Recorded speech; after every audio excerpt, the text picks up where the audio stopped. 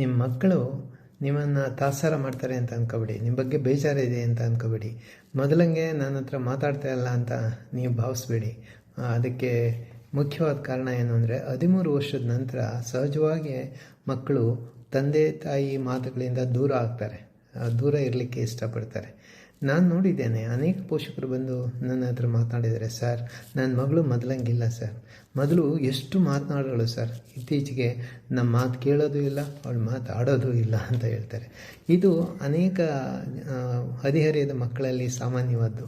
ಇದನ್ನು ನಾವು emotional gap ಅಂತ ಕರಿತೀವಿ, ಭಾವನಾತ್ಮಕವಾದ ಬಿರುಕು ಅಂತ ಹೇಳ್ತೇವೆ. ಈ ಬಿರುಕನ್ನು ಕೂಡಿಸ್ಬೇಕು ಅಂದರೆ ಪೋಷಕರು ಮತ್ತು ಮಕ್ಕಳ ಮಧ್ಯೆ ಒಂದು ಬಂಧ ಬರಬೇಕು ಅಂತಂದರೆ 4 ಸೂತ್ರಗಳನ್ನು ನಾನು ನಿಮ್ಮ ಜೊತೆ ಹಂಚಿಕೊಳ್ಳಿಕ್ಕೆ ಇಷ್ಟಪಡ್ತೇನೆ. ಮೊದಲನೇ ಸೂತ್ರ, ಮಗುವಿಗೆ ಸಮಯ ಕೊಡಬೇಕು, ಗುಣಾತ್ಮಕವಾದ ಸಮಯ ಕೊಡಬೇಕು. ಆ ಸಮಯದಲ್ಲಿ ನೀವು ಮಾತನಾಡಬೇಕು. ಕನಿಷ್ಠ ಪ್ರತಿ ದಿವಸ 15 ನಿಮಿಷ ಗುಣಾತ್ಮಕವಾದ ಸಮಯ ಕೊಡಬೇಕು. ಮಾತನಾಡ್ತಕ್ಕಂಥ ಸಂದರ್ಭದಲ್ಲಿ ಫೋನ್ ಇರಕೂಡ್ದು ಮತ್ತು ಬೇರೆ ಯಾವುದೋ ಅಡ್ಡ ಬರ್ಕೂಡ್ದು. ಹಾಗೆ ನೀವು ಆಲಿಸಿದ್ರೆ ಆವಾಗ ಮಗು ಮುಕ್ತವಾಗಿ ಮಾತನಾಡಲಿಕ್ಕೆ ಇಷ್ಟಪಡುತ್ತೆ. ಅಂಥ ಸಮಯದಲ್ಲಿ ನೀವು ಸುಮ್ಮನೆ ಕುಳಿತುಕೊಂಡಿರಬೇಕು, ಮಗು ಮಾತನಾಡ್ತಾ ಇರಬೇಕು. ಅದನ್ನು ಕೇಳಿ ನಿಮ್ಮ ಮಧ್ಯೆ, ಪೋಷಕರು ಮತ್ತು ಮಕ್ಕಳ ಮಧ್ಯೆ ಒಂದು ಎಮೋಷನಲ್ ಬಾಂಡಿಂಗ್ ಬರುತ್ತೆ. ಎರಡನೇದು ಅಂದರೆ ತೀರ್ಮಾನ ಮಾಡೋಕ್ಕೆ ಹೋಗಬೇಡಿ, ಸುಮ್ಮನೆ ಕೇಳಿ. ಮಕ್ಕಳು ಮಾತನಾಡುವಾಗ ಮಧ್ಯದಲ್ಲಿ ಅದು ತಪ್ಪು ಅಂತ ನೀವು ಹೇಳಿದ್ರೆ ಮುಂದೆ ಮಾತನಾಡೋದು ನಿಲ್ಲಿಸ್ಬಿಡುತ್ತೆ. ಅದ್ರ ಬದಲು ಏನು ಹೇಳಬೇಕು ಅಂದರೆ, ನನಗೆ ಅರ್ಥ ಆಯಿತು, ಮುಂದುವರಿಸು ಅಂತ ಹೇಳಬೇಕು. ಆವಾಗ ಒಂದು ಆತ್ಮವಿಶ್ವಾಸ ಹೆಚ್ಚಾಗುತ್ತೆ, ನಾನು ನಂಬ್ತಾರೆ ಅಂತಕ್ಕಂಥ ಒಂದು ಭಾವನೆ ಬರುತ್ತೆ, ಸುರಕ್ಷತೆಯ ಭಾವನೆ ಬರುತ್ತೆ, ಮುಕ್ತವಾಗಿ ಮಾತನಾಡಲಿಕ್ಕೆ ಪ್ರಯತ್ನ ಪಡ್ತಾರೆ. ಮೂರನೇ ಸೂತ್ರ ಅಂದರೆ ಕಡಿಮೆ ಕಿವಿ ಮಾತು ಹೇಳಬೇಕು, ಹೆಚ್ಚು ಪ್ರಶಂಸೆ ಮಾಡಬೇಕು.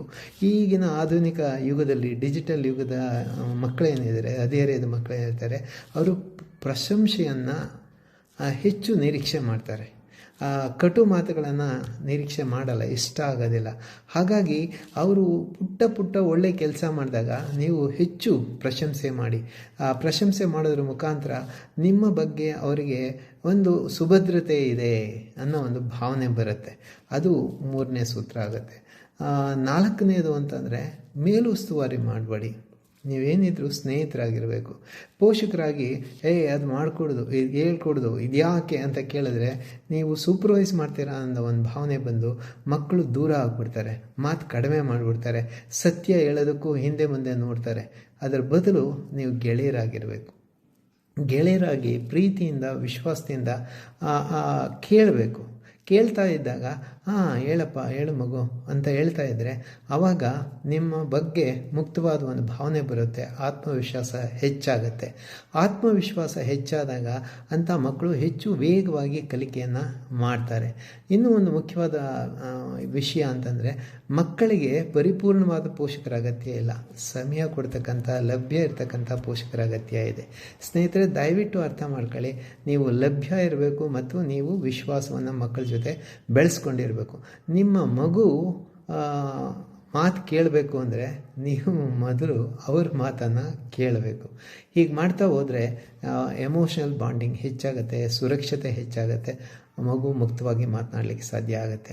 ಇದೇ ರೀತಿಯ ವಿಡಿಯೋಗಳನ್ನು ನಾನು ಅಪ್ಲೋಡ್ ಮಾಡ್ತಾ ಇರ್ತೇನೆ. ದಯವಿಟ್ಟು ಲೈಕ್ ಮಾಡಿ ಮತ್ತು ನಿಮ್ಮ ಇದೇ ರೀತಿಯ ಮಕ್ಕಳಿರ್ತಕ್ಕಂಥ ಪೋಷಕರಿಗೆ ಇದನ್ನು ಫಾರ್ವರ್ಡ್ ಮಾಡಿ.